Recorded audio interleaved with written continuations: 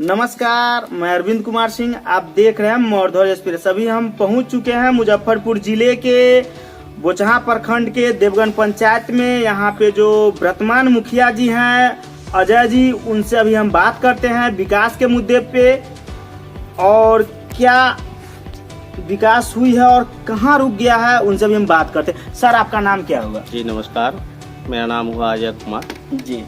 मैं ग्राम पंचायत राज देवगढ़ में वर्ष 2016 में जी जनता के अपार आशीर्वाद से अपार मतों से विजयी होकर मुखिया पद पर सुशोभित हुआ हूँ। जी। जो जानकारी चाहिए हमसे बात करें। नहीं सर, आप विकास के मुद्दा पे क्या क्या विकास हुई आपके पंचायत में, आपके आवर में क्या क्या विकास?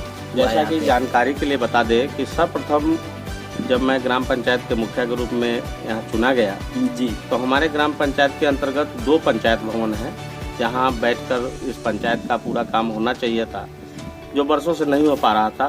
सर्वप्रथम मैंने उसको स्वचालित करवाने का काम किया है। एक पंचायत भवन हमारा देवगन में है, एक घरभारा में है, एक मनरेगा भवन जीर्णशीर्ण अवस्था में पड़ा हुआ था, घरभारा 5 नंबर वार्ड में है, उसको भी मैंने सुशोभित कराया है। और विकास की बात करें तो मुख्यमंत्री 7 निश्चय योजना के अंतर्गत जो पेयजल की व्यवस्था करनी थी, 7 वार्ड में हमने पानी का टैंक बनवाया और वहाँ सारे जगह पानी का सप्लाई हो रहा है।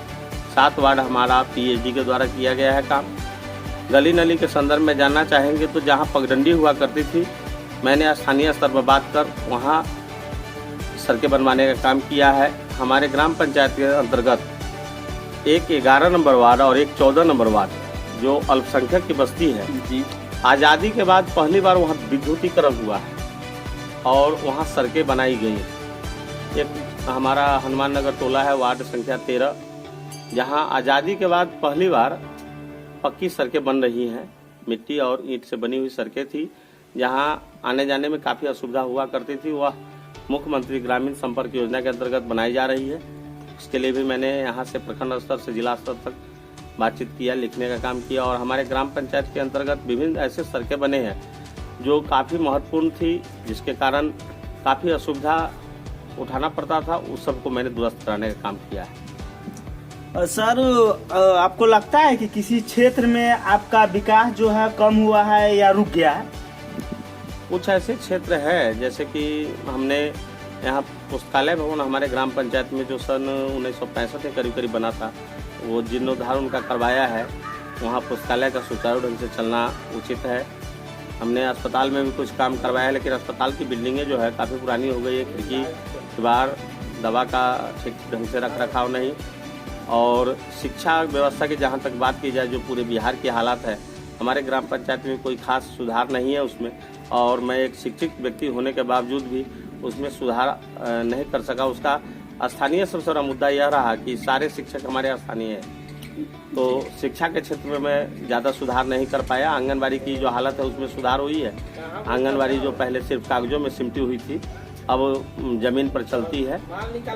और जहाँ तक कुछ पोखर का काम था या मनरेगा से जो विभिन्न प्रकार के काम होते हैं, उसमें हमें कार्यक्रम पदाधिकारी बोचहा के द्वारा सहयोग नहीं किया गया। बार बार मौखिक एवं लिखित रूप से देने के बाद भी सहयोग नहीं किया गया, जिसके कारण वही उन्हीं सभी क्षेत्रों में हम कार्य नहीं कर पाए। सर, अगर इस बार फिर जो भी चुनाव आने वाली है उसमें अगर फिर जनता आपको अगर विजय बनाती, आपका चेहरा अगर आता है, तो आप किस क्षेत्र में विकास कीजिएगा? जैसा कि अभी चुनाव आने वाला है और पुनः उम्मीदवारी मैं अपना देना चाहता हूं। अगर जनता मालिक का आशीर्वाद हमें मिलता है तो सर्वप्रथम शिक्षा के क्षेत्र में ही सुधार होगा, क्योंकि एक शिक्षित व्यक्ति ही शिक्षा के महत्व को समझता है। और शिक्षा का स्तर अगर सुधर जाए बिहार में ग्रामीण क्षेत्रों में, तो अपने आप सारी व्यवस्था, सारी समस्याएं दूर होना शुरू हो जाएगी। तो शिक्षा के स्तर में सुधार की आवश्यकता है। जन वितरण प्रणाली के क्षेत्र में थोड़ा सुधार की आवश्यकता है। और कुछ एक ऐसी योजना है जिसको मुख्यमंत्री ग्राम टोला संपर्क योजना के अंतर्गत लिया गया है, लेकिन वह कार्य अभी तक हमारे समय में पूरा नहीं हो सका है, जिसकी इस समय महसूस होती है। उन सभी कार्यों पर विशेष ध्यान देकर उसे कराने की आवश्यकता है। सर, अगर आप यहाँ चुनाव में विजयी होते हैं यहाँ के जनता आपको अगर सपोर्ट करती है तो आप यहाँ के जनता, देवगन के जनता से आप क्या कहना चाहते हैं? देवगन की महान जनता को क्या कहें, इन्होंने जो 2016 में फैसला मेरे लिए लिया था, मुझे भारी मतों से जिताया था।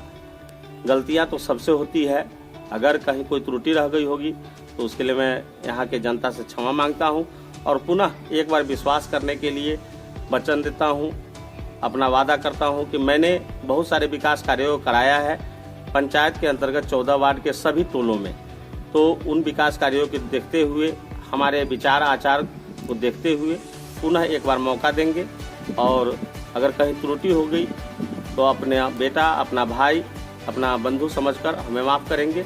इन्हीं बातों के साथ मैं सादर प्रणाम करते हुए जनता को अपनी बात समर्पित करता हूँ।